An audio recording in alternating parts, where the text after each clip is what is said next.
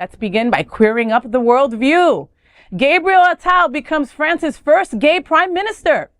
This week, Gabriel Attal was named France's youngest ever prime minister. President Emmanuel Macron says he seeks a fresh start for the rest of his term amid growing political pressure from the far right. Attal, 34, rose to prominence as the government spokesman and educational minister and has polled as the most popular minister in the outgoing government.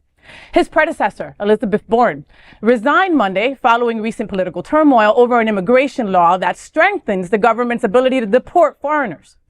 He is France's first openly gay prime minister. Macron's office announced the appointment in a statement stating that the president will work with Attal to name a new government in the coming days, though some key ministers are expected to continue in their posts. Macron's critics from both left and right are taking aim at Attal for his limited experience, but President Emmanuel Macron has congratulated Attal in his X post and referenced 2017.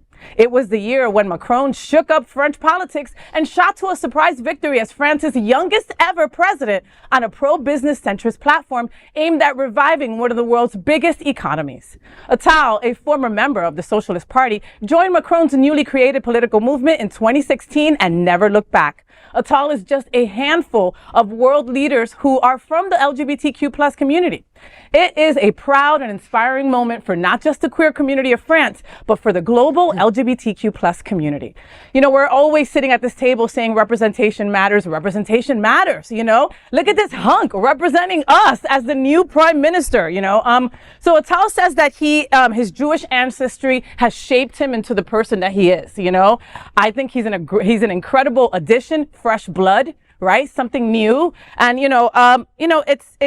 it's all about just seeing the future, right? And showing that France has a powerful future and an LGBTQ+ leader at the forefront of it. You know, with all of France's issues, right? This has to feel like a breath of fresh air to some of those LGBTQ folks in France that are saying, wow, look at me, I'm represented. I'll be thought about in the future, you know? So I think this is a huge accomplishment for France, for Attal, and for LGBTQ+ in general.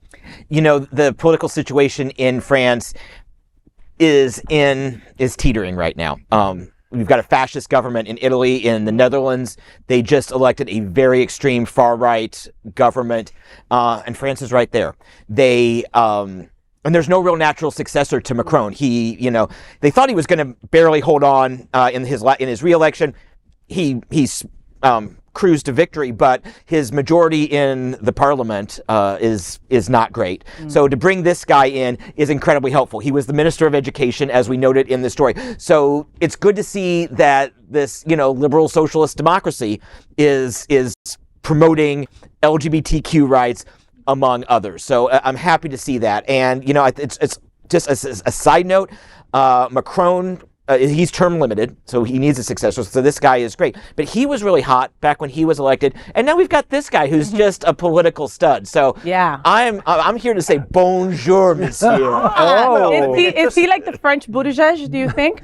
I think he's even Buttigieg. Hunter, you were saying? Well, it's so amazing to see the photograph of the two of them together. I mean, there's like one handsome man, and then there's an older handsome man. And it's just amazing. I mean, time will tell how this government will do. And certainly what's been going on with the rise of conservatives and then also with the impact of the wars that we've been having and that Western Europeans that have been pulled into so many of those, as we have as well too. Right. The other thing that's really interesting too, and we better get ready for this, but the last prime minister left France because of dealing with immigration, and that is a problem all over Europe, as it's a problem here. A problem here as well.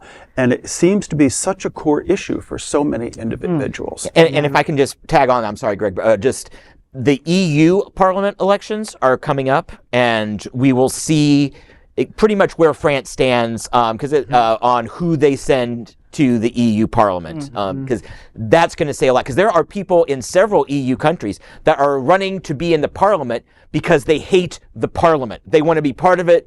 to destroy it. Bring it down, yeah. Yeah, much like many Republicans here. But so we're going to get a really good view of exactly where the continent stands on liberal democracies here in just a few weeks. Yeah, well, Attal has definitely an uphill battle, and we'll definitely be watching it every step of the way. Anything you want to say, Trini? Yeah, it's just really interesting, like from a historical point of view, to watch the rise of conservatism in all of these countries that, you know, when we were kids, like, we thought of the French as being like, you know, they're so liberal, they sleep with everybody, they've been bisexual for years. They're naked everywhere they go. They French kiss, like, you know?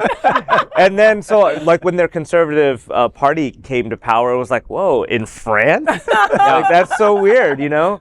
And then you've got Hungary and Poland and Brazil and Argentina, but you see how they're all flipping. Right. And then some of them are going into their kind of conservative MAGA stage. I think a lot of this has to do with Trump. Of course, and how it started with him. He opened the door. From America, how we're setting this. And, you know, it's interesting to see what will happen looking back 10 years on what our election is going to do for the rest of the country and how we're all influencing each other. Yeah. So good on you, Mr. Gay Prime Minister. Well, this story did make me hope that someday our leaders will be as progressive as Macron. And Biden himself does deserve credit for appointing Buttigieg, as you mentioned. He was only 39 when he was appointed in 2021. And I do wish Attal luck. And I have read that he has been receiving both anti-gay and, as you mentioned, anti-Semitic hatred. So I wish him a lot of luck, and I hope he's safe. Absolutely.